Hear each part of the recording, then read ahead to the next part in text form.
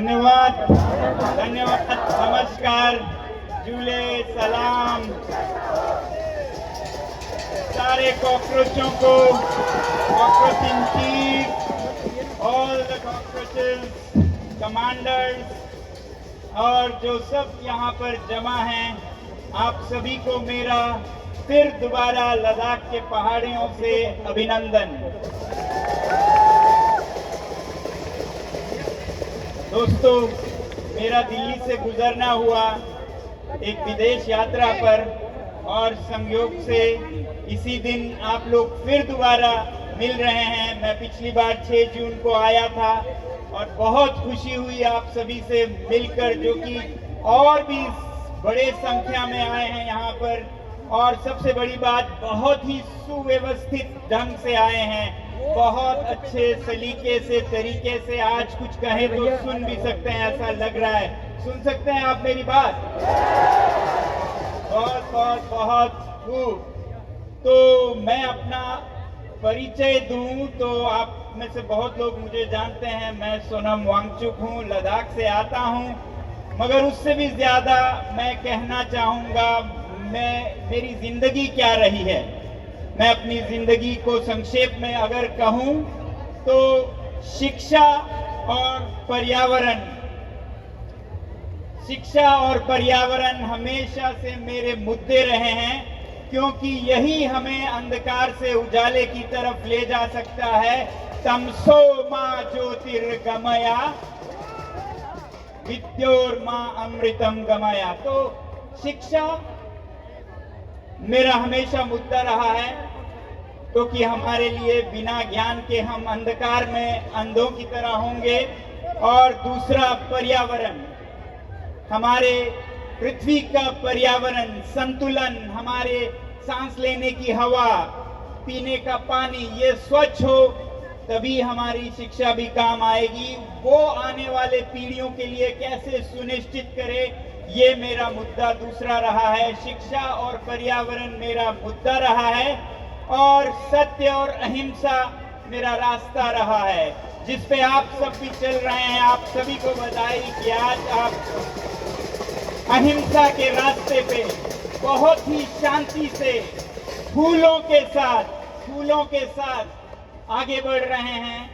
तो उसका मैं अभिनंदन करता हूं आप सभी को।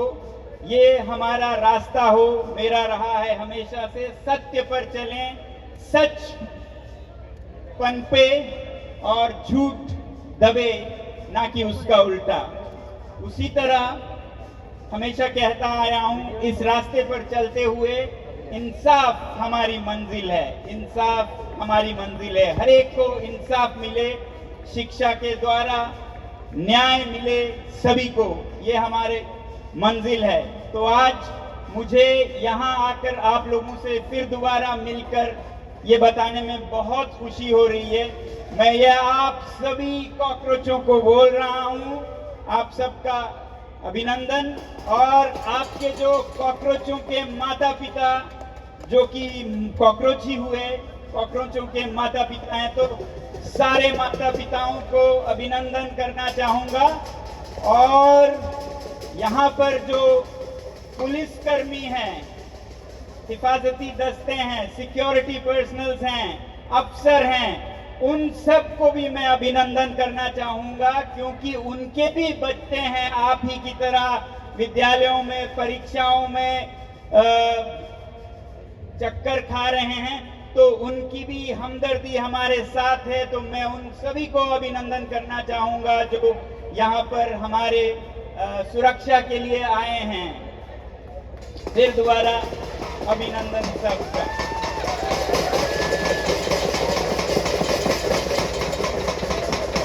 तो जैसा हमने देखा है, मैंने पहले भी कहा है कि शिक्षा की हालत अच्छी नहीं है। हम यहाँ पर आज जो हमें मुद्दा दिख रहा है वो है परीक्षाओं का। जिस तरह से सालों के मेहनत के बाद, 12 वर्ष के मेहनत के बाद, तपस्या के बाद एक परीक्षा होती है, उसमें भी अगर बेईमानी हो, धांधली हो, सच की विजय नहीं हो, असत्य की विजय हो, तो फिर कोई विद्यार्थी करे तो क्या करे, जब वो अपनी तपस्या का फल लेने आता है। तो ये आपका आज का मुद्दा है, मगर मैं हमेशा कहता हूं कि इसके पीछे भी जरूर देखें। ये तो सिर्फ पैमाना है, ये तो सिर्फ एक मापदंड है जिसमें कमी है, मगर जिसे मापा जा रहा है उसमें और ज्यादा कमी है। पूरे शिक्षा प्रणाली को सुधारने की जरूरत है। और दूसरी बात मैं ये कहता हूं कि सबसे मेरी रिक्वेस्ट है सोनम सर, आपसे कुछ बात करना चाहते हैं प्लीज। पानी सबको मिलेगा, प्लीज सोनम सर की बात सुन लीजिए पहले। पानी सबको मिलेगा, हवा भी मिलेगा अगर आज से हम पर्यावरण की खिदमत करें, उसका ख्याल रखें। नहीं तो इसी तरह हम पानी के लिए तरसेंगे और सबको मिलेगा, सबको मिलेगा। तो हम कह रहे थे कि शिक्षा में हो क्या रहा है इस पर हमारा ध्यान नहीं जाता है। हम तो सिर्फ ये देखते हैं कि दूध को मापते कैसे हैं, लीटर में मापते हैं कि ग्राम्स में मापते हैं। उसमें उतार चढ़ाव ऊपर नीचे हो, उसके लिए हमें इतना चिल्लाना, इतना मेहनत करना पड़ रहा है। अब कोई हमें बताए कि वो दूध ही पानी में मिला है या पानी में दूध मिला है, यानी कि प्रणाली ही गड़बड़ है, तो हमें कितना दुख होगा। तो इसलिए ये तो टिप ऑफ द आइसबर्ग है जो हमें दिखता है। ये परीक्षाएं, जो शिक्षा की प्रणाली है उसी में बहुत बेहतरी लाने की जरूरत है। मैं सराहना चाहूंगा कि भारत में अच्छी शिक्षा नीति आई है और उसका धन्यवाद भी करना चाहूंगा, मगर उसका अमल, उसका जो व्यावहारिक जमीन पे उतारना है उसमें बहुत कमियां हैं। तो उसके लिए हमें आवाज उठानी होगी कि शिक्षा की प्रणाली को भी सुधारा जाए। अब थोड़ी देर के लिए सोच लीजिए, प्रणाली भी सुधर गया और परीक्षाएं भी ठीक हो गई, तो क्या आगे जाकर आपकी जिंदगी बहुत खुशहाल या गर्व का होने वाला है? क्या आप सर उठाकर चल सकते हैं उस अच्छी शिक्षा में, उस अच्छे परीक्षा में उत्तीर्ण होकर? क्या सर उठा के चल सकते हैं? आप यहाँ पर नीट, जेईई, यूपीएससी की बातें कर रहे हैं, उन परीक्षाओं की। मैं आपको कुछ उदाहरण दूंगा जिससे मुझे बहुत निराशा होती है कि ये परीक्षाएं ठीक भी हों तो ऊपर क्या माहौल अच्छा है, क्या सत्यमेव जयते का माहौल है या नहीं हमारे देश में, वो भी देख लीजिए। उसे भी सुधारने की जरूरत है, वरना परीक्षाओं में आप निकलेंगे आसमान से गिरे खजूर पे अटकेंगे। मैंने पिछले 1 साल में क्या देखा है, नीट, जेईई, डॉक्टर्स, इंजीनियर्स।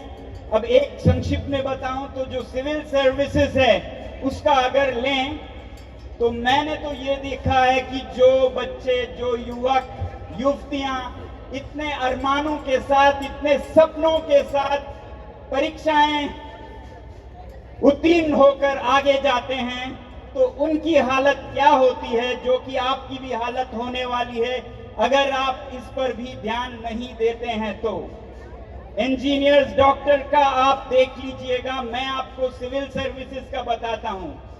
मैंने पिछले साल में एक होनहार, बहुत ही सज्जन युवक को आईपीएस बनते देखा है। आईपीएस, पुलिस के बड़े अफसर होंगे, और मुझे पूरा मालूम है कि उनके आंखों में कितने सपने रहे होंगे, उनके माता पिता के कितने सपने रहे होंगे कि अब ये देश की सेवा करेगा।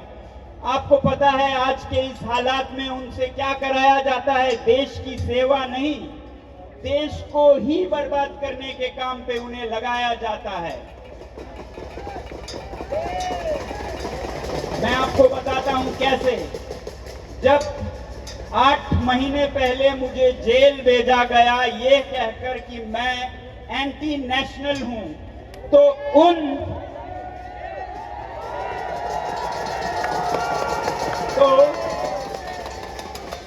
धन्यवाद, मगर हमें मेरे इस उदाहरण पे नहीं जाना है, आपको रास्ता साफ करना है ताकि ऐसा आपके साथ भी नहीं हो।